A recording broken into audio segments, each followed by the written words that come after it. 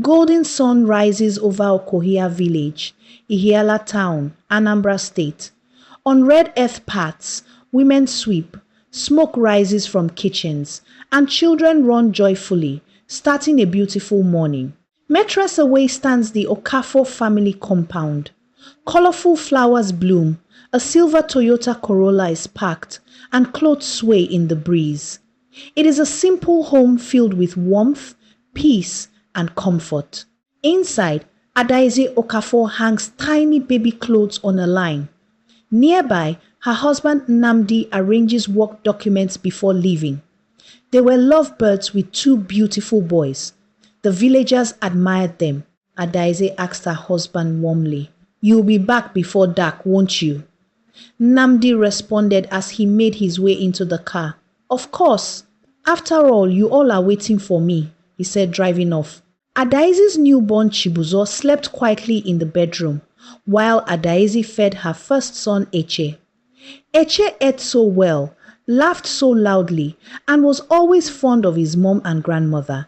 Eche was over 2 years, smart but silent. Adaeze was very worried. Though her mother, Neka, assured her that Eche would talk when ready, it did nothing to kill the growing anxiety deep inside her. One warm afternoon, Nnamdi asked Adaeze, "He's still not talking. Don't you find this strange? Other kids his age talk. Is it because I'm not always around?" He looked at her, waiting for an answer. Adaeze knew these questions were just the beginning. Villagers had started talking. She responded to Nnamdi calmly, "There's nothing to worry about. I've told you. He will speak when it's time." Echezona grew up happy, smart, and handsome. Though he could not talk, the boy was an absolute delight. He was deeply attached to his mother because she was the only one who truly understood him. He loved bathing while his mom played with him. Lacking speech, he used his great memory to identify things. He suddenly pointed at the gate, leaving his mother wondering what he was pointing at. Just then, Grandma opened the gate wide. "Eche Bobo, Oyiri Neya," she praised. The boy ran happily to his grandma, another person he adored, as Adaeze laughed out loud at the joyful sight. Neka stared at her daughter. She seemed so worried. Was it postpartum depression from the newborn? She didn't think so. "Are you okay, Adaeze, my daughter?" Neka asked, still playing with Eche. "Nothing, Mama," Adaeze muttered, sorting Eche's clothes. But it wasn't nothing. She was worried for her son. "Mama, Eche is still not talking. Nnamdi has started asking questions. What do I do?" Echezona hopped onto his grandma's back. He was a precious child. Adaeze was just worried, protective and scared. She wanted him to have a normal life, to speak to her. She loved her boy so dearly. "Adaeze, I'm a retired teacher and I can tell you categorically that my grandson will talk. Calm yourself and reassure your husband. Ignore people. Wait, I got something for my Eche," Neka said. As Adaeze stared in worry, Neka hurried to the sitting room to fetch her gift for Eche. Meanwhile, Adaeze set Eche down to play with his toys and picked up his baby brother Chibuzo, comforting him. Adaeze carried baby Chibuzo, who was already saying Mama. She would protect her children. Eche was safe under her wings, and she would keep praying and hoping until things get better. "See what I got for Echezona. This will help his literacy. Stop worrying. My grandchildren are blessed, and I am here for you, my daughter," Neka reassured, handing over the item. Adaeze hugged her mom, feeling restful. "Thank you so much, Mama." Her mother was her ultimate strength, appearing whenever Adaeze called. Ne entered her life right when she needed her. As Eche grew older, villagers whispered as they passed. "Eche still isn't talking," one murmured. Another waved and whispered, "He's dumb." Or maybe possessed. Their pity echoed behind the family. Eche was now old enough for primary school. His father was barely around, but provided everything. Adaeze enrolled him in the community school where Neka once taught. Eche was excited. He smiled as his mom dressed him in his uniform. Nnamdi rubbed his head, praising him.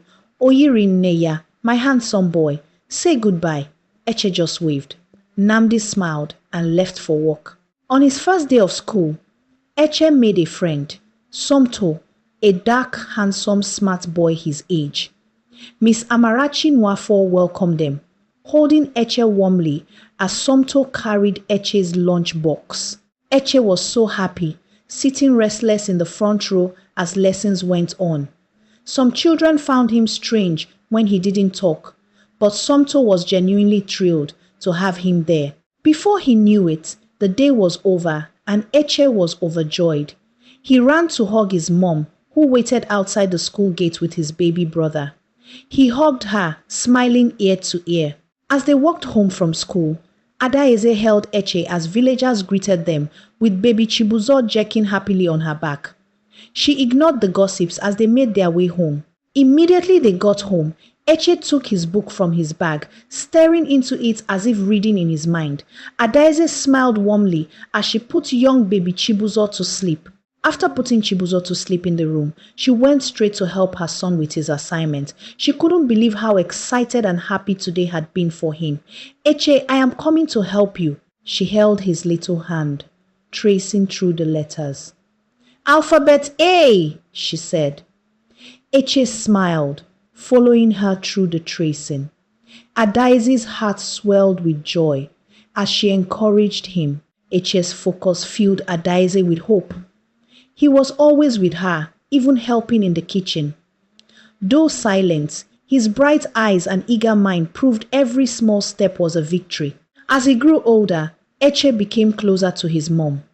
His dad was always busy with work, but whenever he had a free moment, they played together and Eche's face lit up with joy. A few years later, Adaeze fell ill. Despite many herbs, nothing worked. She stayed strong for her family, but her health kept failing. Nnamdi hoped and prayed endlessly. He took care of the children. He was mostly available and took care of her. He could not abandon his job, as Adaeze's treatment was costly and the household still needed constant support. He took care of the children and Adaeze. Nnamdi called Adaeze's mother, Neka, to help with the children. Eche was old enough to understand and sadly waved goodbye when it was time for school, while Neka took Chibuzo along. Once the children left, Neka cared for Adaeze, praying as they wept together. Her health worsened, with no medical effort helping. Neka prayed just as she did daily. You shall not die, Adaeze. Adaeze gasped. Mama, promise me you will protect my children no matter what, especially Eche. I wish I could stay longer, but please don't leave them alone. Guard them as you guarded me, she cried.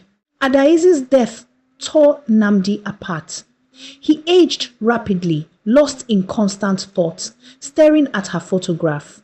To support them, Neka moved into the house to care for the children. Eche was now in SS3 and exceptionally bright, though still non-verbal and struggling with the stutter.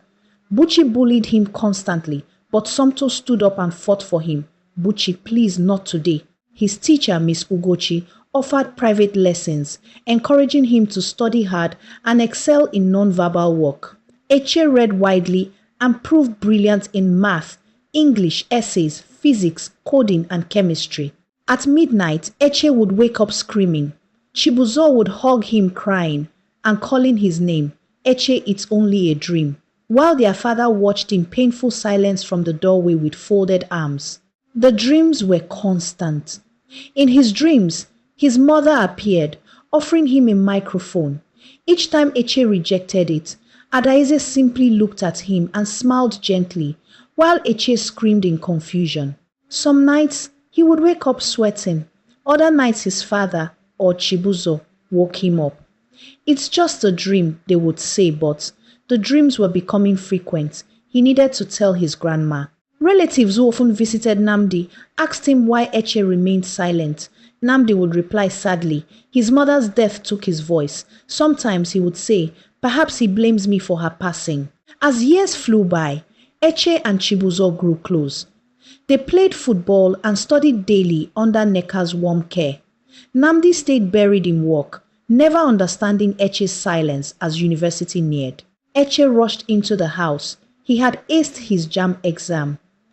Though he started school a bit later, this had never stopped him from being the best. The house was joyful. Everyone was so happy for him. Nnamdi called Eche into the sitting room that evening with Chibuzo present. Nnamdi asked if Eche hated him or blamed him for Adaeze's death, desperately seeking a bridge across the silence. Always be happy at the university, Nnamdi urged. I love you and I know you're not dumb. My absence was love. I had to work for this family. One day you'll see. He hugged Eche as they cried. Though Eche aced his JAMB exam, the fear of university life weighed heavily on him. Nneka reassured his bright spirit, promising him that Chibuzo would join him soon to keep their solid bond alive. The familiar dream returned. Adaeze appeared, offering Eche a mic. In the dream, Eche spoke freely, asking her what to do with it. Mama, I can't speak. Then he realized he just did in the dream. The next day, Eche tried explaining his dreams to his grandma. He kept moving his hands, trying to talk and narrate through his eyes. Nneka smiled and nodded. Yes, it will come to pass, she prayed. Departure day brought heavy tears. Chibuzo held Eche in a tight, sobbing embrace as Nneka wept quietly nearby. Shielding his own emotion, Nnamdi opened the car door and urged Eche inside quickly. Nnamdi Azikiwe University felt foreign, but Eche trusted God. He remembered all his father advised and was determined to be successful. He was already missing home, his grandmother and Chibuzo. After registration, he was got into the hostel where he met his roommates. He felt Adaeze's spirit nearby. He texted home immediately. The hostel was fun. It gave him safety as he adapted quietly. In months, Eche made true friends. Ariana stood out, understanding him instantly. She became his voice, interpreting his thoughts while he shared his brilliant mind, bonding them as true buddies. Ariana became the sister Eche never had. They went everywhere together. Eche became popular due to his humility and intelligence. Eche would often tell Ariana about Somto, his childhood friend. Teaching peers brought Eche extra fame. Lecturers admired his silent genius as he aced every test. Admiring his devotion, classmates named him course president, keeping him through final year. Somto got a transfer from Futo after Eche had convinced on the project he was working on. It took Somto a lot of work, but he found his way to Eche and of course met Ariana, Eche's university sister. They relived their childhood memories. You remember Buchi the bully, right? Somto asked. Eche would laugh. He was so happy to have Somto with him. They studied, prayed, and laughed together. In third year, Chibuzo joined the campus to study accounting. Inseparable, Chibuzo shielded Eche, while Ariana, Somto, and Chibuzo bonded, forming a loyal circle around Eche. They were like siblings. With Ariana and Somto's help, Eche tutored peers and guided final projects. Grateful classmates showered him with gifts, proudly nicknaming him Eche the Voiceless Star. All Unizik students knew him. On calls with their father, Chibuzo gave updates while Eche sent smiling videos and texts. Hearing of their success filled Nnamdi and Nneka with immense pride as they listened to Chibuzo. Things were not as smooth for Eche. He still couldn't speak or hold conversations like his mates. Whenever anyone waved or asked him questions, he would just smile and nod. But it hurt him deep inside. Kazim walked up to him, accusing him of not helping him submit his workbook. Eche tried to explain that he had submitted Kazim's book earlier, but couldn't. Eche cried and kept struggling to explain. Eche, wait! Somto and Ariana kept yelling, ruining towards him. Kazim is just very inconsiderate. Forget him, Eche. Somto said, Yes, Eche, he is just jealous. Ariana added, but Eche didn't care. Ariana and Somto were worried for Eche. He had stopped smiling and hanging out. They thought of what to do. Ariana remembered her uncle in psychology department. She called Somto and they went to meet him. Dr. Chukwuemeka was very pleased to see his niece. He asked Ariana lots of questions about Eche. As she responded, he followed up with more questions, while Somto sat quietly in the office. Somto contributed to the discussion by giving Dr. Chukwuemeka Eche's childhood experiences. One time in the class, he tried to talk but stuttered.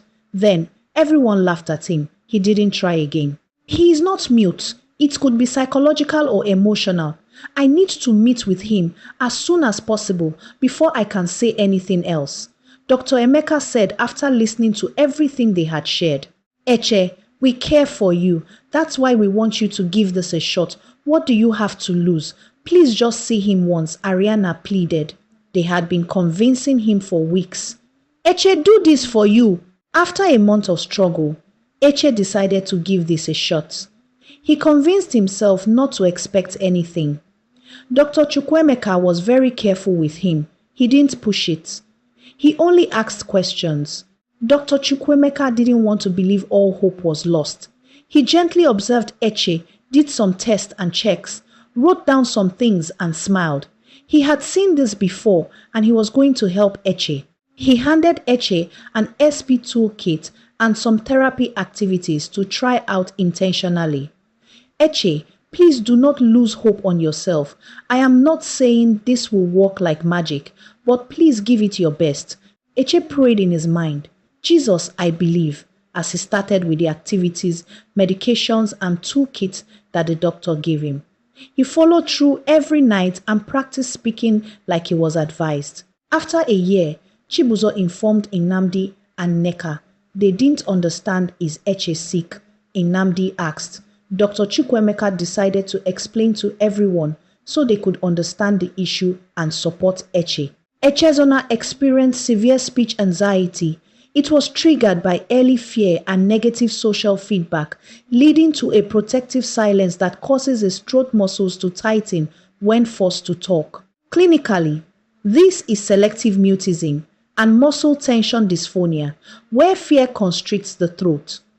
Therapy and support can gently relax the larynx and restore confidence over time, the Dr. Emeka concluded. Everyone was shocked.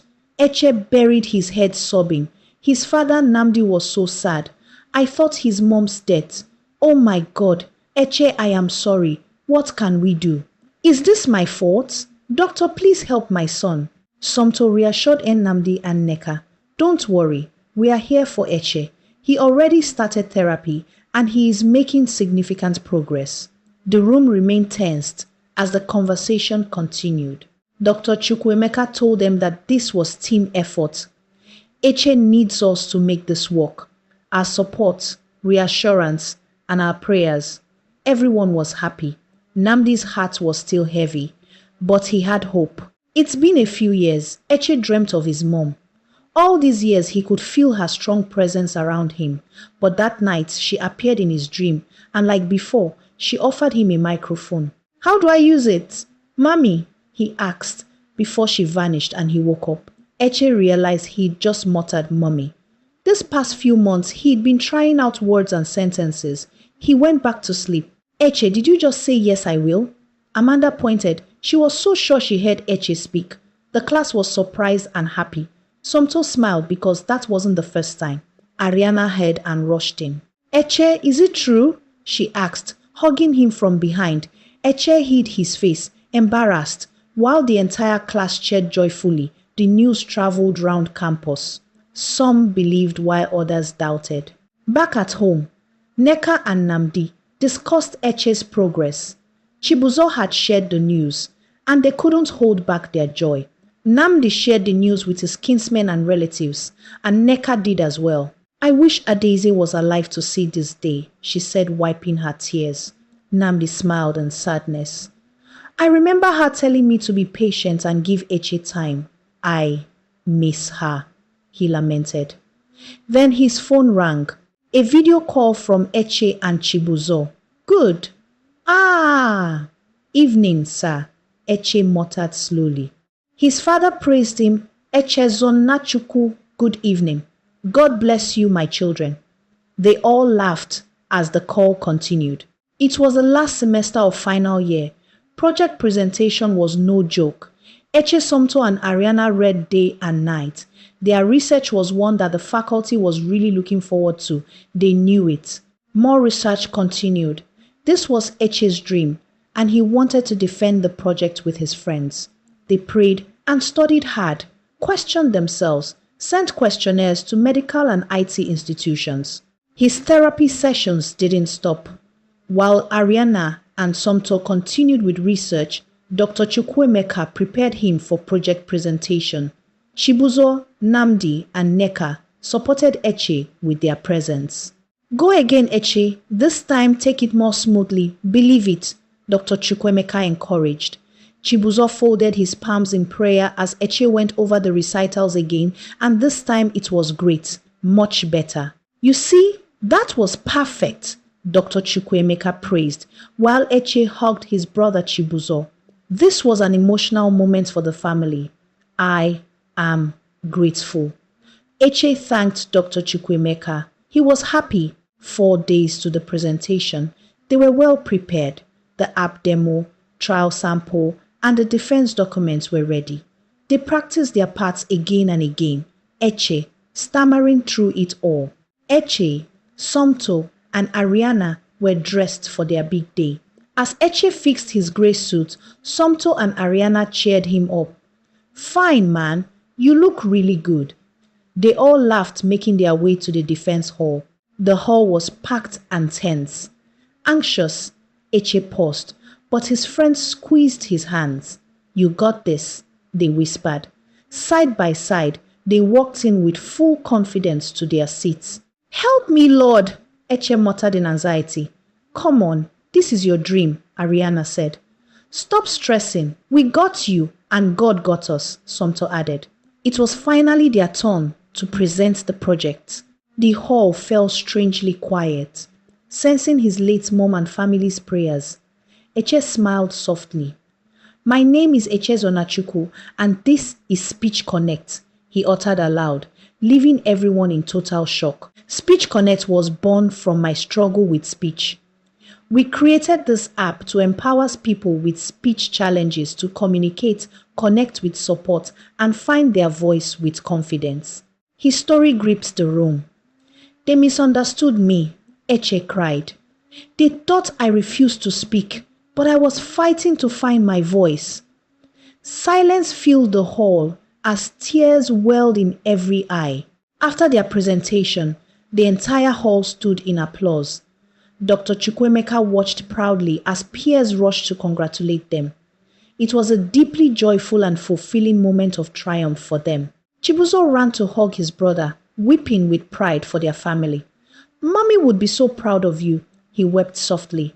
"We are all proud of you, Eche." The moment was filled in their deep love. 2 months later, Eche, Somto, and Ariana graduated top in the faculty. The school offered to sponsor Eche's project as the semester ended. They embraced tearfully, saying their heartfelt goodbyes. News of Eche's project sponsorship and the children's success reached the village. Namdi and Neka welcomed the boys with immense pride, while joyous villagers gathered to admire and celebrate with them. The once doubted Eche became the village's pride. "Thank you, my son," his father wept in a tight hug. As Somto was honored too, Eche stood as a beacon of hope for his village and his faculty. Behind quiet eyes lies a world fighting to be heard. Defiance hides the pain of being pushed away. These children fight silent battles every day. We must learn to see their heart and effort. One voice changed a life. One life inspired a movement. May every child who feels unheard find hope, courage, and a world willing to listen.